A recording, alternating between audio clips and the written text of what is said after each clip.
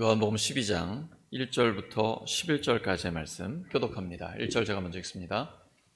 6월절 엿새 전에 예수께서 베다니에 이르시니 이곳은 예수께서 죽은 자 가운데서 살리신 나사로가 있는 곳이라. 거기서 예수를 위하여 잔치할세 마르다는 일을 하고 나사로는 예수와 함께 앉은 자 중에 있더라. 마리아는 지극히 비싼 향유 곧 순전한 나드 한 근을 가져다가 예수의 발에 붓고 자기 머리털로 그의 발을 닦으니 향유 냄새가 집에 가득하더라. 제자 중 하나로서 예수를 잡아줄 가룟 유다가 말하되 이 향유를 어찌하여 300데나리온에 팔아 가난한 자들에게 주지 아니하였느냐 하니, 이렇게 말함은 가난한 자들을 생각함이 아니요 그는 도둑이라 돈계를 막고 거기 넣는 것을 훔쳐가미러라. 예수께서 이르시되 그를 가만두어 나의 장례할 날을 위하여 그것을 간직하게 하라. 가난한 자들은 항상 너희와 함께 있거니와 나는 항상 있지 아니하리라 하시니라. 유대인의 큰 무리가 예수께서 여기 계신 줄을 알고 오니 이는 예수만 보기 위함이 아니요 죽은 자 가운데서 살리신 나사로도 보려 함이러라. 대제사장들이 나사로까지 죽이려고 모의하니 함께 읽습니다. 나사로 때문에 많은 유대인이 가서 예수를 믿음이러라. 아멘. 요한복음 19번째 시간, 향기 가득한 집, 향기 가득한 집이라는 제목으로 하나님의 말씀 전하겠습니다. 오늘이 이제 맥주 감사절인데요. 맥주 감사절은 밀이나 보리를 처음 추수해서 하나님 앞에 감사드리는, 첫 열매를 드리는 추수 감사절입니다. 첫 열매의 날, 이렇게 부르기도 합니다. 오늘 본문에서는 하나님께 대한 감사와 헌신이 향유를 붓는 것으로 드러나게 됩니다. 이 향유가 얼마나 비싼지 우리가 알죠. 300데나리온이면 노동자의 1년 연봉에 해당이 됩니다. 그러니까 어린 소녀가 결혼하기 전에 혼숙감으로 준비하는 것이죠. 그 귀한 것을 예수님께 부어드린 것입니다. 그리고 발에 붓고 자기의 머리털로, 긴 머리털로 이렇게 닦아주게 되는데요. 당시에 발을 닦는 것은 노예가 하는 일이었죠. 그리고 여인에게 그 긴 머리는 굉장히 소중한 거잖아요. 저는 사실 이해를 못합니다. 남자들은 잘 이해를 못해. 평생을 짧은 머리로 살았고 짧으면 짧을수록 편하거든요. 군대 갔을 때 제일 좋은 건 세수하면서 머리 감을 수 있기 때문이거든요. 제가 제 딸을 키우면서 제발 머리 좀 잘라라 그러는데 안 잘라요. 근데 보니까 이 여자에게 머리는 전혀 다른 또 의미더라고요. 그래서 성경에 보시면 여인의 긴 머리는 영광이다라고 기록이 되어 있습니다. 그런데 자기가 결혼하기 위해 준비한 그 혼숙감, 그 비싼 것, 최소한 3천만 원, 4천만 원 할 거 아닙니까? 그 옥합을 깨뜨려 향유를 그것도 발에다 붓고 노예나 닦는 그 발을 자기의 소중한 머리털로 이렇게 닦아주는 것이죠. 성경에 기록된 헌신 중에 가장 아름다운 헌신으로 이렇게 묘사가 되고 있습니다. 사실 이 마리아의 집안이 어떤 집안입니까? 아빠 엄마도 없이 고아 3남매가, 그것도 남성 중심 사회에서 유일한 남자인 아빠 같은 오빠가 죽었습니다. 그는 가장 절망적인 상황에 살고 있는 여인이죠. 죽음의 냄새가 진동하던 그 집안이 이제는 향기가 가득한 집이 되었습니다. 세상의 모든 짐, 고난, 절망을 다 지고 같은 그 여인이 이제는 인생이 축제가 되는 이런 놀라운 변화가 일어나게 됐습니다. 바로 예수님이 찾아가시니까, 예수님의 은혜를 충만히 받게 되니까 그러한 역사가 일어나게 되는 것이죠. 이게 바로 성령의 역사입니다. 성령님이 역사하시면 놀라운 변화가 일어납니다. 안 될 것 같고 불가능할 것 같은데 성령님이 역사하시면 가능해집니다. 그래서 우리 교회 들어오시면 입구에 제일 먼저 들어와 있는 성구가 뭡니까?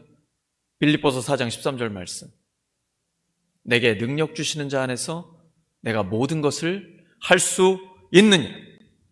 내게 능력 주시는 자 안에서 내가 모든 것을 할 수 있느니라. 교회를 들어오고 나가면서 늘 그 말씀을 묵상하시기 바랍니다. 내게 능력 주시는 자 안에서 내가 모든 것을 할 수 있느니라. 아무리 절망적인 상황도 예수님이 오셔서 은혜를 주시면 소망이 넘치는 그러한 자리가 되는 것입니다. 예수님의 은혜가 부어지기만 하면 어떤 시험과 고난도 복이 될 수 있습니다. 아무리 절망적인 상황에 처해 있다 할지라도 하나님의 은혜만 부어지면 그것은 바로 희망의 출발점이 되는 것입니다. 성령님이 역사하시면 반드시 변화가 일어납니다. 근데 여러분, 우리가 늘 헌신을 이야기할 때, 헌신 예배 드릴 때마다 마리아의 헌신을 많이 강조하는데 이런 헌신이 어떻게 가능할까요? 어떻게 자기의 모든 것, 가장 귀한 것을 하나님 앞에 깨뜨릴 수 있을까요? 그만큼 마리아가 하나님의 은혜를 충만하게 받았기 때문입니다. 마리아 하면 떠오르는 장면이 뭡니까? 예수님 곁에서 말씀을 듣고 있는 것이죠. 언니 마르다는요, 늘 바쁘게 부엌에서 일을 하고 있습니다. 마르다가 좀 불쌍해 보이지 않으십니까? 항상 일만 하고 있고 꼭 부엌대기처럼. 마리아는 예수님 옆에서 시원한 에어컨 바람을 쐬면서 편안하게 주님의 말씀을 듣고 있고요. 근데 어느 게 더 귀할까요? 식당에서 음식 준비 안 하면 어떻게 될까요? 우리가 오후 예배를 어떻게 드리겠습니까? 그 풍성한 성도의 교제를 어떻게 나누겠습니까? 마르다가 귀합니까? 마리아가 귀합니까? 둘 다 귀합니다. 모든 섬김을 하나님은 귀하게 여기십니다. 교회에는 다양한 섬김이 있습니다. 주차 안내, 재정부, 교사들, 목회자는 무엇으로 섬깁니까? 기도와 말씀으로 섬깁니다. 다양한 교회의 성도들이 다양한 섬김을 하고 있습니다. 근데 그 하나도 귀하지 않은 것이 없습니다. 하나님은 모든 것을 귀하게 여기시고 그 모든 섬김을 통해 교회를 이루시고 하나님께서 영광 받으십니다. 근데 마리아는 그 중에 말씀 듣는 것을 선택했는데요, 늘 주님의 말씀, 은혜의 말씀에 넘쳐 있었습니다. 거기다가 오빠가 죽었는데 주님께서 그를 살려주시는 것을 경험하게 됩니다. 이것은 에스겔 37장이 실제로 이루어진 것입니다. 마른 뼈가 가득하게 있습니다. 얼마나 말랐는지 여러분, 화장터에서 그 뼈를 다 화장하고 나온 그 상태 보셨습니까? 저는 아버지 어머니 두 분 다 하늘나라 가셨기 때문에, 제가 상주였기 때문에 그걸 직접 받았거든요. 저희 아버지는 체격이 큰 분이셨습니다. 178cm 정도 되셨는데 체격이 그 큰 분이 그냥 작은 항아리 단지로 왔는데 그 뼈가 하얀 거예요. 마른 뼈 살아날 수 있습니까? 하나님이 물으십니다. 에스겔아, 이 마른 뼈들이 살아날 수 있겠니? 뭐라고 대답하실래요? 에스겔은 굉장히 지혜로운 사람입니다. 주님께서 아십니다. 그럼요. 내가 볼 때는 안 되잖아요. 불가능하고 이건 포기해야 될 일이잖아요. 근데 그런 말을 하면 안 되죠. 하나님 앞에서. 하나님, 주님께서 아십니다. 그때 주님이 알아서 해주십니다. 하나님 말씀 받고 에스겔이 그대로 선포해요. 마른 뼈야 살아나라. 생기가 오는 거예요. 성령님이 역사하면 마른 뼈가 붙어요. 힘줄이 생겨요. 그리고 하나님의 군대가 되는 것입니다. 마른 뼈도 살아날 수 있습니다. 성령님이 역사하니까, 주님께서 오시니까 죽은 나사로가 살아나잖아요.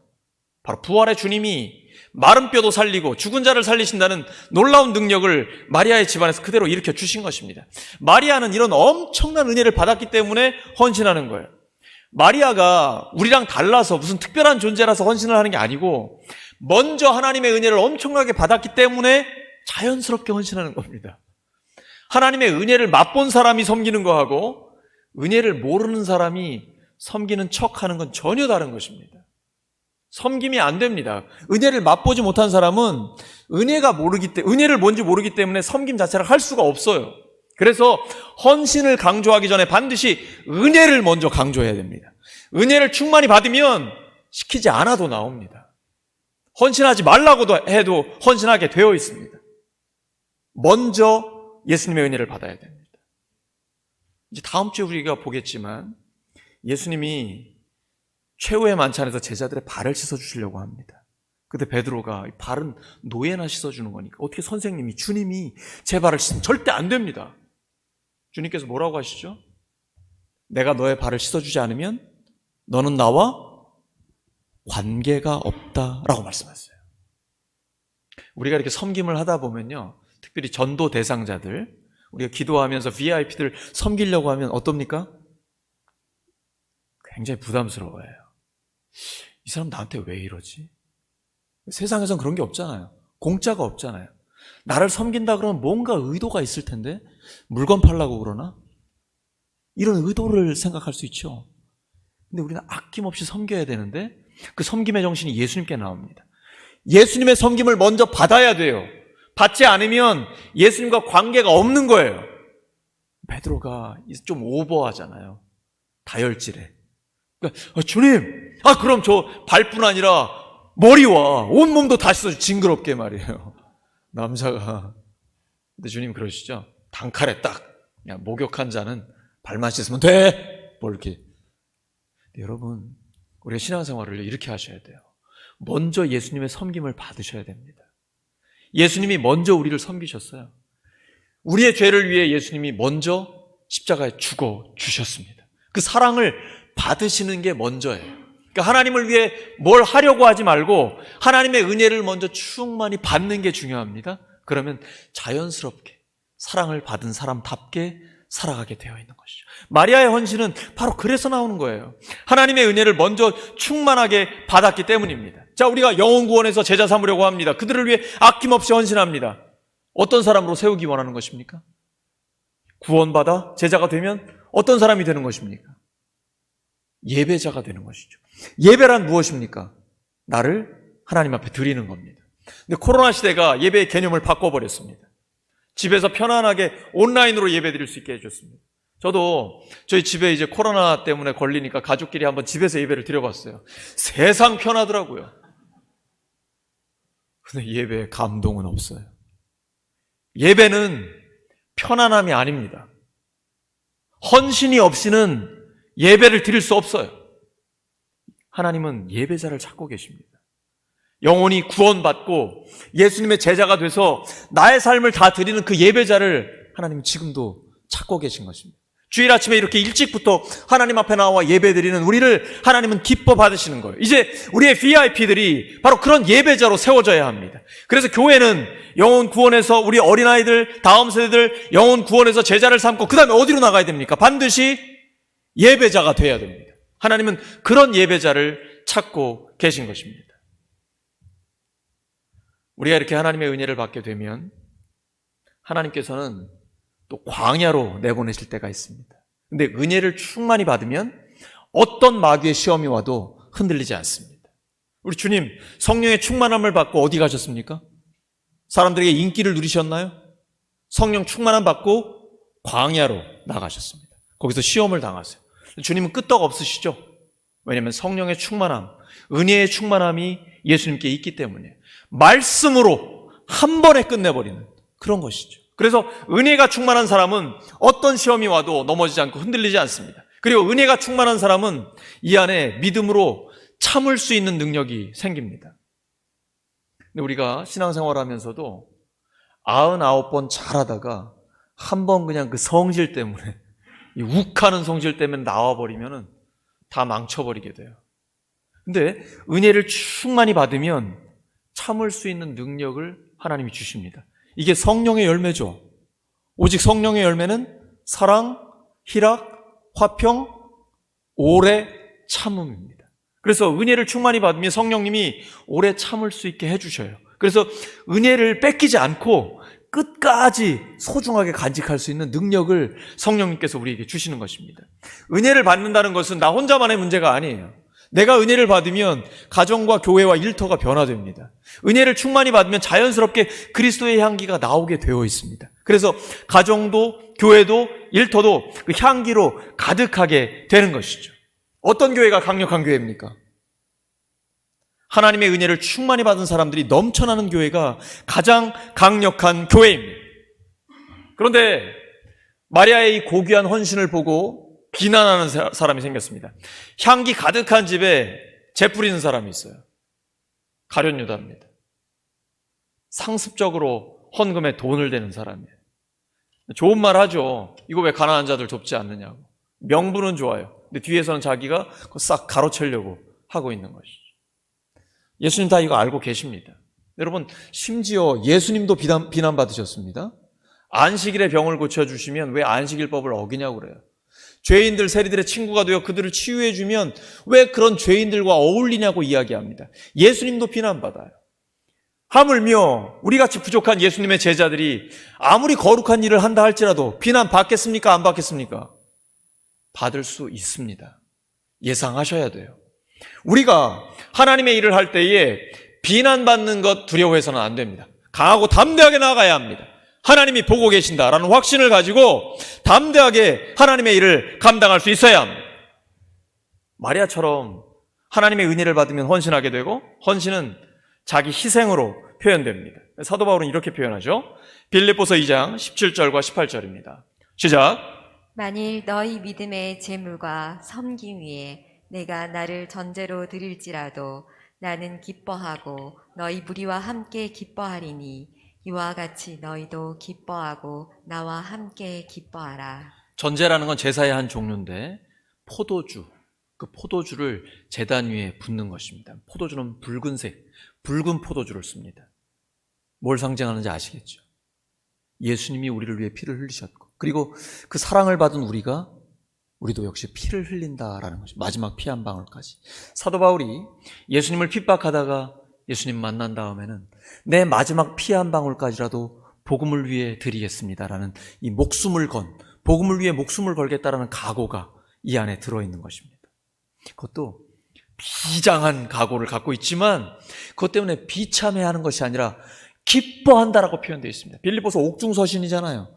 복음 전하다가 감옥에 갇혀 있습니다. 그런데 나는 그럼에도 불구하고 기뻐하며 이 복음을 선포하겠습니다. 내 마지막 피 한 방울까지도 마치 전제, 붉은 포도주를 붓는 것처럼 내 마지막 피 한 방울까지도 복음을 위해 헌신하겠습니다. 그러나 기뻐하며 드리겠습니다. 여러분도, 성도들도 나와 함께 기뻐합시다. 이게 바로 사도 바울의 선포입니다. 복음을 위해서 나아가는 것이죠. 가장 고귀한 삶, 어떤 삶입니까? 우리가 한 번 사는 인생인데 가장 고귀한 삶, 어떤 삶입니까? 자기를 희생하는 삶입니다. 그래서 예수님의 삶이 가장 가치 있고 의미 있는 것입니다. 신앙생활은 그것을 본받는 것입니다. 가장 행복한 성도는 어떤 성도입니까? 하나님의 영광을 위해, 그리고 이웃을 위해 나를 내어주는 사람, 그 사람이 가장 행복한 성도입니다. 그럼 가장 행복한 목사는 어떤 목사일까요? 강단에서 죽겠다라는 각오를 하고 강단에 서는 목사입니다. 성도는 어떤 성도가 가장 행복할까요? 자기 삶의 자리에서. 하나님이 여러분에게 다 하나님의 일을 맡기셨잖아요. 교회와 가정과 일터에서 맡겨주신 그 하나님의 일을 위해 나는 내 마지막 피 한 방울까지도 흘려 주의 영광을 위해 살겠다. 그것도 기뻐하면서. 세상은 이해하지 못하는, 어떻게 기뻐하며 피를 흘릴 수 있는가? 주님이 먼저 가셨거든요.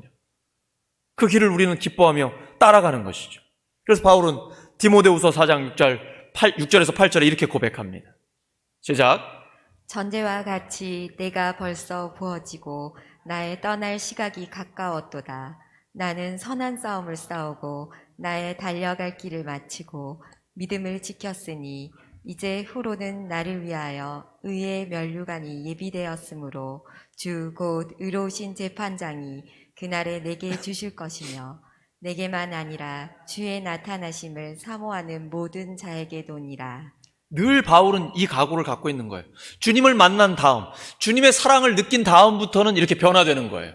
새 가족들이 처음부터 그럴 수 있는 건 아니고 하나님의 은혜를 받으면 그 사랑에 대한 확신을 갖게 돼요. 그래서 내가 내 안에 주님이 계시다라는 확신이 있으니까 주님과 함께 동행하고 주의 영광을 위해 살고 싶어지는 겁니다. 오늘 우리가 성찬 예식 할 텐데, 성찬 예식은 예수님이 나를 사랑하셔서 나를 위해 죽으시고 부활하셨습니다. 그 예수님 내 마음에 오시옵소서. 그래서 마음에 예수님을 주님으로 모신 사람, 예수님을 믿는 사람은 누구나 성찬 예식에 참여할 수 있습니다. 성찬 예식은 감사거든요. 그 감사하면서 내 삶을 하나님 앞에 드리기를 원합니다. 이런 고백으로 하나님의 가족이 됨을 선언하는 것이 성찬 예식입니다. 지금 바울은 그렇게 살아가는 거예요. 전제와 같이 나의 삶을 드리며 믿음으로 선한 싸움을 싸우고 끝까지 그걸 지켰으니 이제는 하나님이 나에게 주신 상만 나에게 남아있다라고 고백하는 것이죠. 하나님과 이웃을 진정으로 이렇게 사랑하게 됩니다. 그러면 불꽃같이 살아가게 됩니다. 정말 마음으로 뜨겁게 사랑하면서 사랑의 용광로 같은 교회 가정 되는 것입니다. 하나님은요, 바람을 자기 사신으로 삼으시고 불꽃으로 자기 사역자를 삼으십니다. 하나님의 사역자는 자기 몸을 불태우면서 주님을 위해서 희생하고 헌신하게 됩니다. 그런데 이게 아무나 할 수 있는 게 아니에요. 헌신은 하나님이 기회를 주셔야 할 수 있습니다. 지금 가룟 유다가 마리아의 헌신을 비난했습니다. 그때 예수님 뭐라고 말씀하십니까? 요한복음 12장 7절과 8절입니다. 시작. 예수께서 이르시되 그를 가만두어 나의 장례할 날 위하여 그것을 간직하게 하라. 가난한 자들은 항상 너희와 함께 있거니와 나는 항상 있지 아니하리라 하시니라. 예수님이 가룟 유다한테 뭐라고 말씀하세요? 제발 좀 가만둬라. 너 헌신하지 않으려면 망치지는 말고 막지는 말아라. 하나님의 은혜를 충만히 받아서 헌신하는 사람 제발 좀 가만둬. 아니, 더 나아가 적극적으로 밀어주라는 거예요. 누구처럼? 예수님처럼. 지금 예수님이 마리아를 아낌없이 칭찬하고 격려하는 거예요. 지금 마리아는 인류 역사에 단 한 번뿐인 기회를 놓치지 않은 것이다. 예수님이 십자가에 돌아가신 것 전체 인류 역사에 단 한 번밖에 없는 기회예요. 근데 마리아는 그 기회를 놓치지 않았어요. 그리고 성경 사복음서에 다 기록되고 교회 역사 전체에 가장 아름다운 헌신으로 기록되는 그러한 영광을 얻게 된 것입니다. 헌신이 곧 영광입니다. 예수님은 그것을 아낌없이 칭찬하고 격려해 주시는 거예요. 왜? 우리도 그렇게 살아가라고 말씀해 주고 계신 것이죠. 이렇게 헌신할 때 하나님의 영광이 일어나고 하나님께서 영광을 받으시게 됩니다. 여러분, 영광이란 무엇입니까? 남들이 누리지 못하는 거 내가 누리면, 남들이 갖지 못한 걸 내가 갖거나 어떤 인간이 경험할 수 있는 가장 영화로운 상태입니다. 그런 면에서 모든 의미는 영광을 추구하는 인생을 살고 있습니다. 근데 예수님이 인자가 영광을 얻을 때가 왔다라고 말씀하세요. 근데 우리가 보통 세상에서 생각하는 그런 영광이 아니에요. 바로 이어지는 말씀이 요한복음 12장 24절 25절입니다. 시작. 내가 진실로 진실로 너희에게 이르노니 한 알의 밀이 땅에 떨어져 죽지 아니하면 한 알 그대로 있고 죽으면 많은 열매를 맺느니라. 자기의 생명을 사랑하는 자는 잃어버릴 것이요 이 세상에서 자기의 생명을 미워하는 자는 영생하도록 보전하리라. 인자가 영광을 얻을 때가 왔도다. 그 다음에 뭐라고 말씀하세요? 뭐 노벨상을 탄다든지 올림픽에 금메달을 딴다든지 뭐 이런 게 영광일 걸로 우리가 생각을 하는데 아니에요. 한 알의 밀알에 대한 말씀을 하셔요. 한 알의 밀알이 땅에 떨어져 죽는 것, 그래서 수많은 구원의 열매를 맺는 것, 이게 영광이라고 말씀하세요. 여러분, 교회에 왜 오십니까? 어떤 영광을 기대하십니까? 왜 이 어린아이들과 다음 세대를 위해서 마음을 다해 물질을 다해 시간을 내서 이렇게 헌신하십니까? 어떤 영광을 원하십니까? 예수님의 이 영광이에요. 내가 죽는 게 영광이에요. 근데 죽으면 주님이 살려주세요. 왜? 주님이 부활하신 주님이잖아요. 여기에 패러독스, 역설이 있는 것입니다. 죽는 것이 곧 사는 것입니다. 한 알의 밀알이 되면 풍성한 열매를 맺게 되고 하나님 영광 받으시고 그리고 그 영광을 우리가 주님과 함께 누리게 되는 것입니다. 지난 주일에 오후에 총목자 목녀 모임을 가졌습니다. 깜짝 놀랐습니다. 제가 음식 다 먹고 이제 부엌에 가서 뭐 좀 도와드리려고 그러는데 설거지, 재활용, 분리수거, 쓰레기 처리까지 청소하는 걸 보는데 이건 완전 군대예요, 군대. 일사불란한 움직임이 얼마나 잘하시는지 제가 손을 댈 게 없는 거예요. 섬김이 삶이 된 것이죠. 정말 강력한 하나님의 군대가 된 거죠. 저 그거 보면서 너무 놀랐어요. 우리 교회가 강력한 섬김의 군대구나. 제가 지난주에 눈으로 확인할 수 있었습니다. 하나님은요, 이 모든 섬김을 귀하게 보십니다. 마르다가 부엌에서 일하는 것, 마리아가 향유를 붓는 것, 모든 게 하나님께는 귀한 헌신이에요. 근데 이것을 통해서 하나님이 영광 받으시는데 세상적인 방법으로 이루어지지 않습니다. 예수님의 영광은 죽음을 통해서 이루어지게 됩니다. 그런 의미에서 어떤 교회가 강한 교회입니까? 주님을 위해 죽기를 각오한 교회입니다. 이런 교회가 가장 강력한 교회입니다. 죽으면 주님께서 살리시는 역사가 있습니다. 그래서 갈라디아서 2장 20절의 고백이죠. 내가 그리스도와 함께 십자가에 못 박혔나니 그런즉 이제는 내가 사는 것이 아니오 오직 내 안에 그리스도께서 사시는 것이다. 죄에 대해서는 죽고 하나님께 대해서는 살아있다. 순간순간 삶의 자리마다 교회와 가정과 일터에서 시험이 오고 어려움이 올 때마다 나는 죄에 대해서는 죽고 하나님께 대해서는 살아있다. 이 고백이 있을 때, 그리고 삶에서 실제로 이루어질 때에 가장 강력한 하나님의 사람이 될 수 있는 것입니다. 마지막 때는 어떤 때입니까? 예수 믿는다는 이유 하나 때문에 따돌림 당하고 핍박을 받고 비난을 받는 때입니다. 지금이 그런 때 아닌가요? 이럴 때 교회를 떠나는 사람, 가장 먼저 교회를 떠나는 사람 어떤 사람입니까? 교회를 문화생활로, 취미로 생각하는 사람입니다. 아니면 교회에서 예수 믿으면 부자 되고 잘 먹고 잘 살고 이 땅에서 어떤 인기와 영광을 누린다 이렇게 생각하는 사람들이죠. 그러면 교회를 떠나지 않는 사람은 어떤 사람입니까? 하늘의 미랄이 되고자 하는 사람입니다. 하나님의 은혜를 충만히 받아서 나도 예수님처럼 하늘의 미랄이 되고자 하는 바로 그 사람입니다. 그 사람을 통해 하나님의 역사가 이루어지게 됩니다. 오늘 말씀 정리합니다. 예수님의 은혜가 부어지면 모든 시험과 고난이 복으로 바뀔 수 있습니다. 성령님이 역사하시면 변화가 일어납니다. 변화받은 우리가 하나님 앞에 가장 귀한 것을 드리면 은혜의 향기가 퍼지게 되어 있습니다.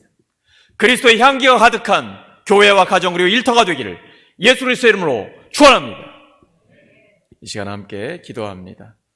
우리 눈 감고 묵상으로 기도하실 때 우리 성찬 예식을 위해 기도해 주시기 바랍니다. 성찬 예식은 유카리스트, 감사입니다. 먼저 우리를 위해 죽으시고 부활하신 예수님의 은혜에 감사하시고 그리고 하나님 앞에서 우리의 죄를 우리 자신을 돌아보면서 회개하며 감사와 회개의 기도를 주님 앞에 드리겠습니다. 함께 기도합니다.